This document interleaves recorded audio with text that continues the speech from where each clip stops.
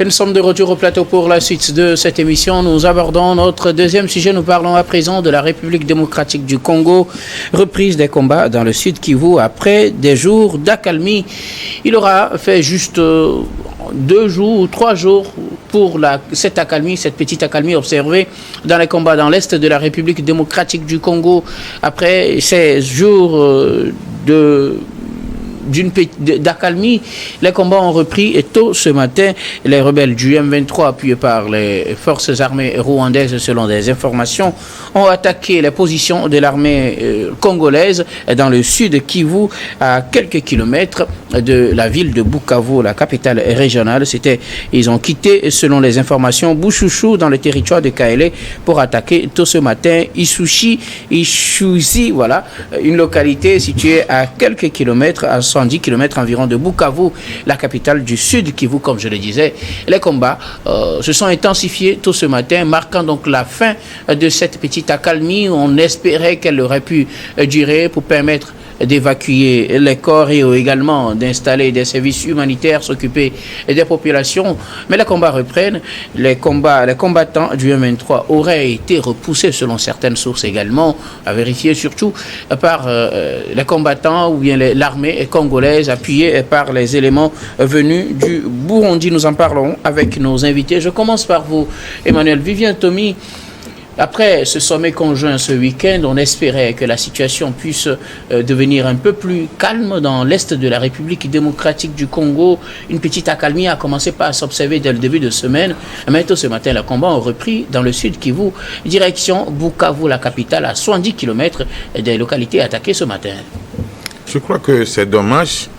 C'est Kofi Annan qui disait dans l'une de ses révélations que quand vous êtes secrétaire général des Nations Unies, tout le monde pense que vous êtes au perché et que vous pouvez agir efficacement sur les décisions qui concernent la vie du monde ou de notre planète. Malheureusement, vous êtes réduit à un simple poste de secrétaire général et c'est les autres qui décident véritablement. Comment comprendre que jusqu'à présent, on n'arrive pas à mettre fin à ce conflit en RDC, alors qu'on a la possibilité d'agir, on a la possibilité d'intimer l'ordre, on a la possibilité de peser dans la balance pour que le Rwanda cesse d'agresser la RDC. Je rappelle que les chefs d'État et de gouvernement avaient demandé à leurs chefs des armées de se regrouper dans maximum 5 jours pour prendre les mesures techniques qu'il faut pour imposer ce cessez-le-feu. Ce que je voulais dire, c'est que on sent des tentatives de règlement de la crise, mais le problème est plus profond que ce qu'on veut nous faire croire. En réalité, si les puissances comme les États-Unis d'Amérique, les puissances comme l'Union européenne, la France, et ainsi de suite, veulent réellement que ce conflit s'estompe aujourd'hui, ils ont la possibilité de le faire. Pourquoi c'est toujours eux? Ils ont la possibilité parce que ce qui se passe en RDC, ce n'est pas nécessairement le Rwanda seul que nous voyons sur le terrain qui est le principal protagoniste. C'est la partie visible. C'est la partie visible de l'iceberg. Parce qu'il y a beaucoup d'autres forces endogènes qui sont là et qui commandent. Qui est en train d'armer véritablement les rebelles à part le Rwanda? Et qui veut essayer ces nouvelles créations, ces nouvelles armes dans un conflit? Il y a des vendeurs d'armes qui prient pour que des guerres ne cessent pas dans plusieurs pays, notamment sur le continent africain. Aujourd'hui, ce que je regrette, c'est que les quelques tentatives qu'on a pu remarquer n'ont pas encore donné de fruits. Et on a comme l'impression que les dirigeants de l'Afrique sont impuissants devant ce conflit. Aujourd'hui, il ne faut pas se tromper, ce ne sont pas les dirigeants de la RD Congo ou encore du Rwanda qui souffrent des affres de cette guerre. Ce sont les pauvres citoyens qui en souffrent. Et malheureusement, il n'y a pas que la partie tuerie dans une guerre, mais également l'après-guerre. Parce que quand les cadavres jonchent les rues des villes qui sont attaquées, ça va créer d'autres problèmes. Et après, on va crier à la mobilisation des fonds pour lutter contre telle maladie en RD Congo, alors qu'on avait la possibilité d'agir maintenant pour qu'on n'en arrive pas là. Toutes les guerres finissent toujours par une table ronde. Pourquoi ne pas essayer d'abord la table ronde? Et si ça ne marche pas, on peut dire, mais vous aurez essayé. Aujourd'hui, il y a une mauvaise volonté. Le sommet a offert cette possibilité de discussion entre les deux dirigeants. Oui, et bien voilà qu'il y a l'un qui vient finalement. Je ne veux pas faire mettre les relations entre ce qui se passe en Afrique et ce qui se passe là-bas entre l'Ukraine et la Russie, mais il y a l'un qui est venu et puis il y a l'autre qui dit je vous parle au téléphone, je participe quand même à une visioconférence. Vous avez vu le tour du monde que M. Zelensky, le président ukrainien, fait dans la guerre qu'il oppose à la Russie, et tout ce qu'il reçoit comme milliards en dollars et en euros, juste pour soi-disant lutter contre la Russie, alors qu'on pouvait prendre ces dollars et cette forte somme-là qu'on déverse chaque fois dans cette guerre pour faire autre chose, que ce soit en Ukraine même ou dans d'autres pays qui sont en proie quand même à la famine ou à des maladies ou encore au terrorisme, comme chez nous en Afrique de l'Ouest. Aujourd'hui, aujourd'hui, la guerre en Ukraine, elle est très importante parce qu'on parle quand même de l'Ukraine, on parle de la Russie, et bon, la guerre entre les petits noirs de la RD Congo, ben écoutez, laissez ces Africains entre eux. Mais c'est grave parce que les Nations Unies, la première mission des Nations Unies, c'est de promouvoir la paix. Et c'est bien dit, que ce soit au temps de la SDN comme au temps des Nations Unies aujourd'hui. Et même chose pour l'Union africaine, que ce soit au temps de l'OUA ou de l'Union africaine qui est née ici chez nous à Lomé en l'an 2000. J'ai eu la chance de participer en tant que journaliste au sommet qui a changé le nom. L'Union africaine ne fait pas son travail, je suis désolé. Les communautés que nous avons en Afrique n'arrivent pas à agir sur cette guerre et c'est dommage. Et je croyais aussi qu'à un niveau, j'allais entendre également le pape au Vatican, j'allais écouter également d'autres voix s'élever, les prix Nobel, et on a comme l'impression que cette guerre n'intéresse pas beaucoup de personnes, à part les Congolais et quelques Africains, à part ceux qui subissent effectivement la terreur et tout ce que... Mais et nous, voilà. Et donc, ça gêne parce que on se pose la question de savoir quel est finalement le rôle du système des Nations Unies. Et pourquoi doit-on parler encore de la communauté internationale si on n'est pas capable d'arrêter une petite guerre comme celle de la RD Congo? C'est une petite guerre comparée à une guerre où on utilise des drones et de la bombe en Ukraine et en Russie, où on casse presque toutes les nuits. On ne peut pas comparer les deux guerres. Et c'est malheureux parce que M. Tshisekedi aussi, le président congolais, ne se rend pas compte de la gravité de ce qui se passe. Parce que quand ça dure, ce n'est pas le Rwanda qui en paie les prix. Ce sont les Congolais, malheureusement, les citoyens congolais qui paient comment on appelle ça, de lourds tributs. Alors aujourd'hui, toutes les bonnes volontés, que ce soit en Afrique comme ailleurs, devraient se mobiliser pour dire non à cette guerre. Non à cette guerre, en commençant par le Congo même et le Rwanda. Pourquoi pas les religieux, au-delà de prier, ils doivent mener aussi des actions visant à convaincre les principaux protagonistes à cesser cette guerre qui ne nous honore pas. Merci beaucoup. À vous, pour le cas des religieux, je rappelle que... Ils ont tenté, bien sûr, les négociations. On en parlera sûrement dans les jours à venir. Le pasteur, les rebelles ont encore repris les combats dans le sud Kivu. Ils ont commencé par attaquer la position de l'armée, appuyée cette fois-ci par les militaires burundais. Ils auraient été repoussés selon certaines sources, reste à la vérifier à ce qu'elles soient des sources officielles. Mais les combats, quoi qu'on dise, ont repris tôt ce matin dans le sud Kivu, à quelques kilomètres de la capitale régionale Bukavu. La reprise des combats au sud Kivu illustre la persistance de l'instabilité à l'est de la RD Congo. Et du coup, ce conflit a des racines profondes et complexes. Donc, ce qui du coup met en jeu la lumière sur les facteurs sécuritaires, géopolitiques et politiques de cette crise. Ça, nous ne cessons de le dire.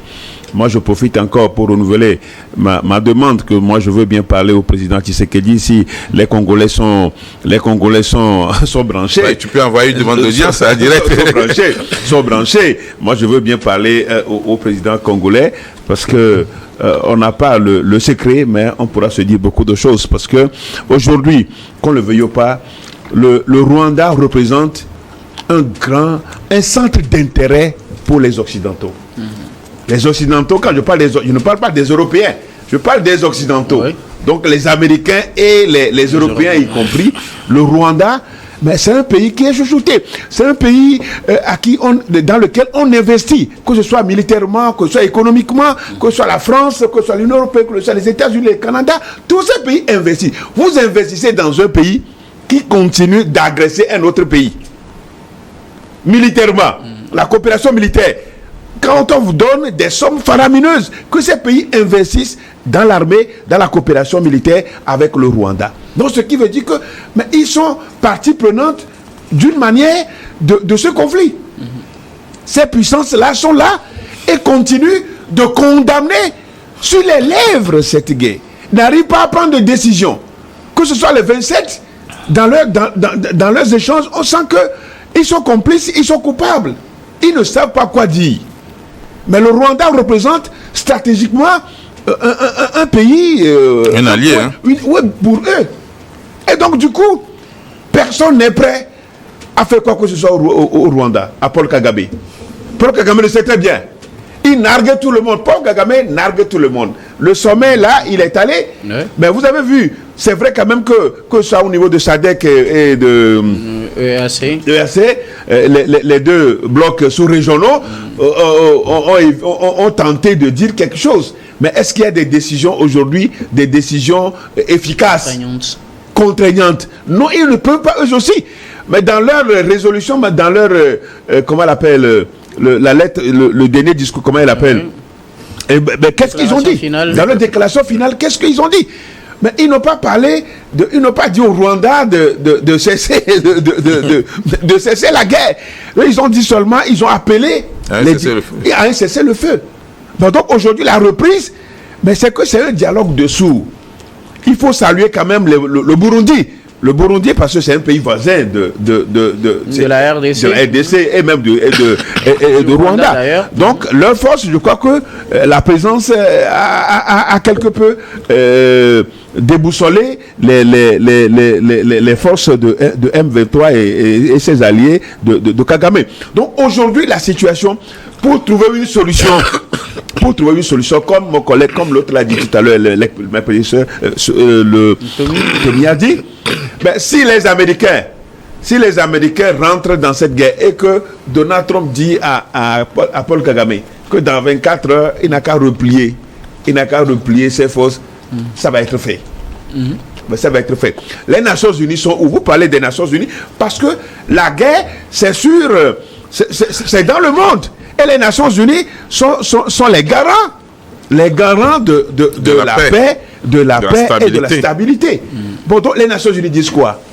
Le secrétaire général dit, ok, laisse faire taire les guerres, faire taire les armes. Faire taire les armes, ça dit quoi? Faire taire les armes, ça ne veut rien dire aux forces M23. Donc aujourd'hui, la RD Congo est victime de ses ressources, de l'immensité de ses ressources, et les gens continuent de profiter. Parce qu'ils n'ont plus rien à faire avec tout ce qui est aujourd'hui. Il faut faire saigner la RD Congo. Et du coup, la résolution de cette crise ne va être que une prise de conscience réellement avec une motivation des Nations Unies. Mais les Nations Unies aujourd'hui, même pipe, même tabac. Donc, merci beaucoup à vous, pasteur Edo, on vous a compris, merci beaucoup.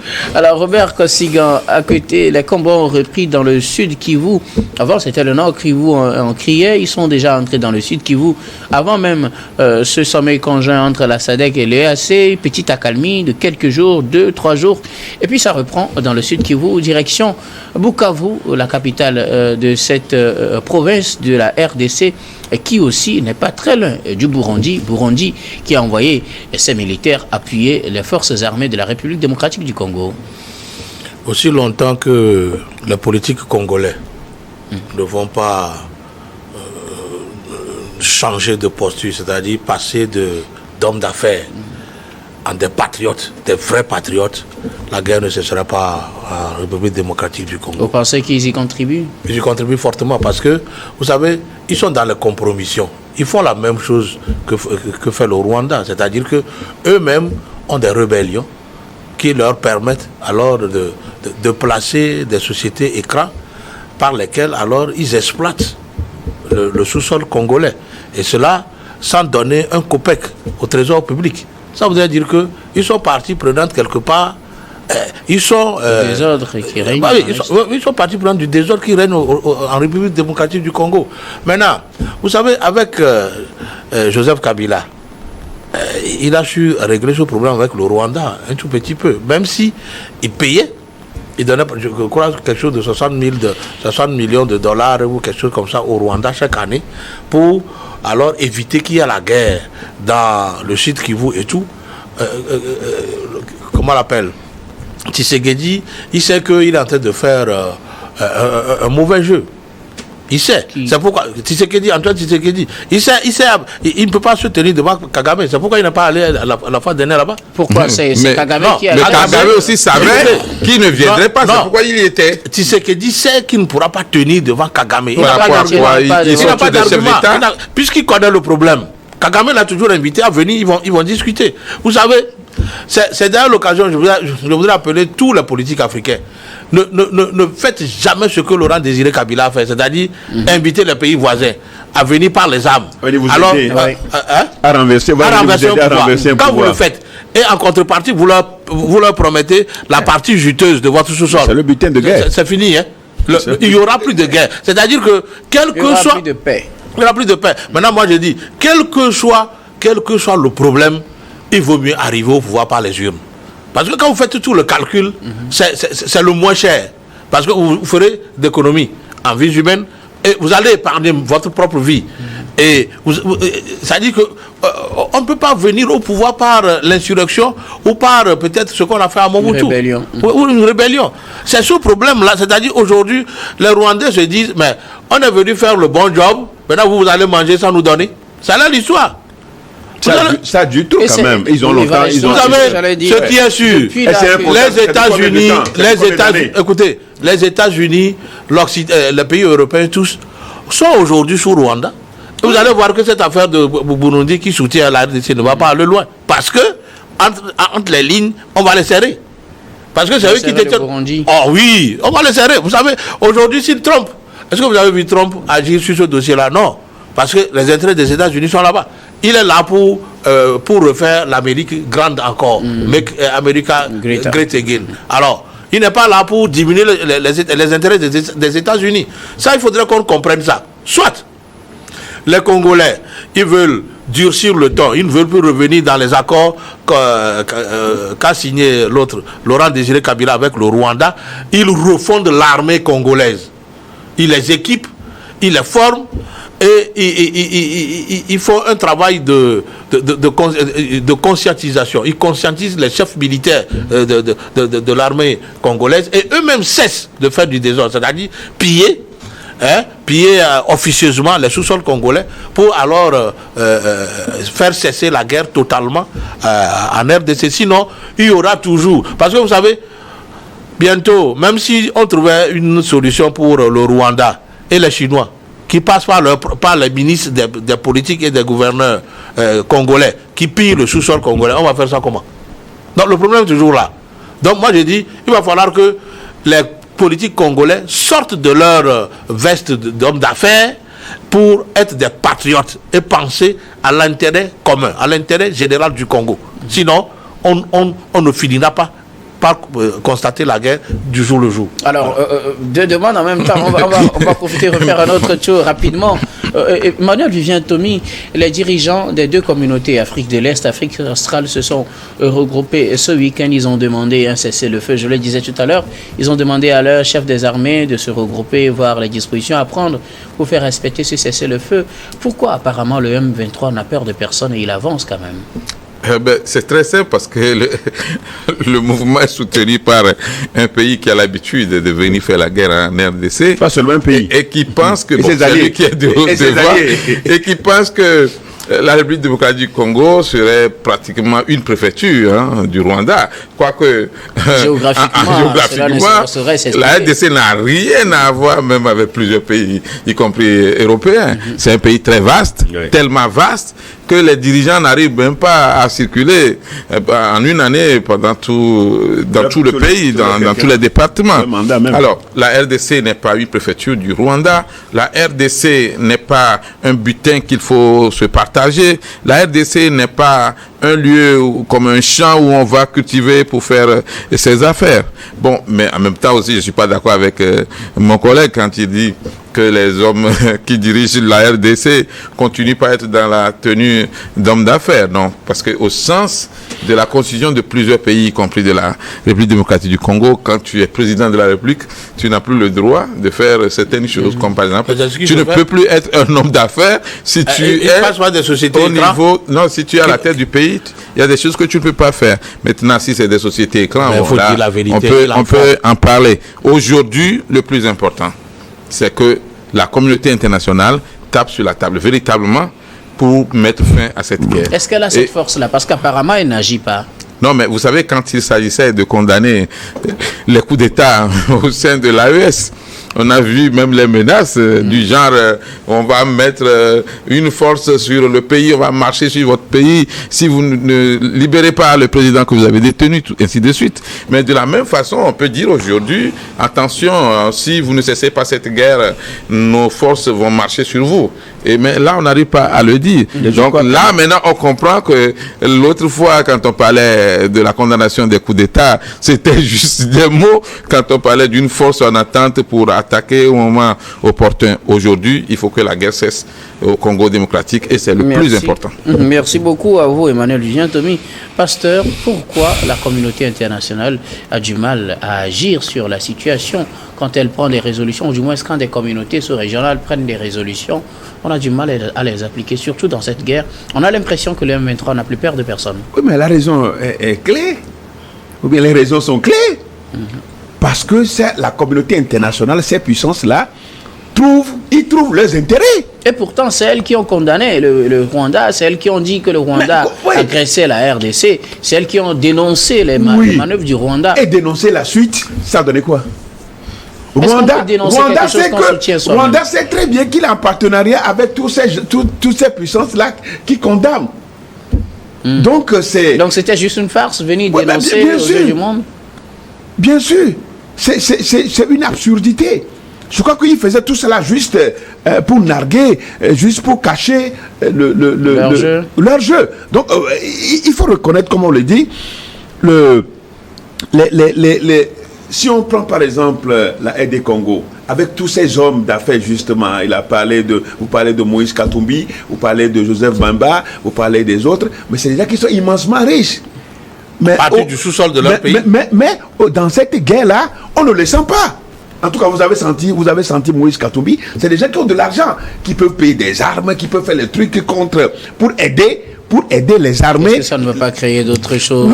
Non. Officiellement, ils n'ont pas le droit. Ils sont pas aux affaires. Mais ils sont des citoyens congolais. Ouais, ils peuvent pas. Ils sont des citoyens congolais. Et leur richesse, ils doivent leur richesse au sous-sol congolais. Mais c'est des gens qui sont immensement riches.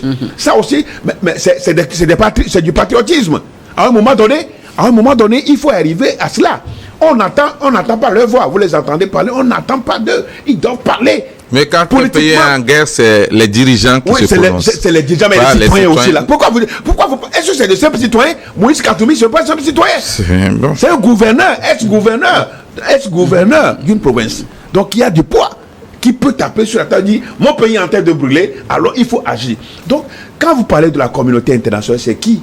Mais c'est des gens, c'est des impérialistes. C'est des impérialistes. Pas forcément, hein. Non, le Togo fait partie de la communauté internationale. Mais quand vous parlez de communauté internationale, qui va citer il n'y a pas que les Occidentaux. Il y a les grands pays, les grandes puissances. C'est des impérialistes. Donc eux là, c'est là où ils trouvent les intérêts. Il n'y a pas d'amis. Ils n'ont que d'intérêt, ces gens-là. Et donc, Rwanda, aujourd'hui, fait leur jeu. Rwanda leur vend des ressources minières dont eux, ils ont besoin pour l'industrialisation. Donc, la solution à la crise, à cette guerre en RD Congo, va venir d'où? Personne ne sait. Si vous ne savez pas, je me demande pourquoi vous voulez rencontrer Félix. Non, justement, j'aime le suspense. Il va venir tout. Il y a proposition à faire. C'est pour aller parler. On va pas faire un débat.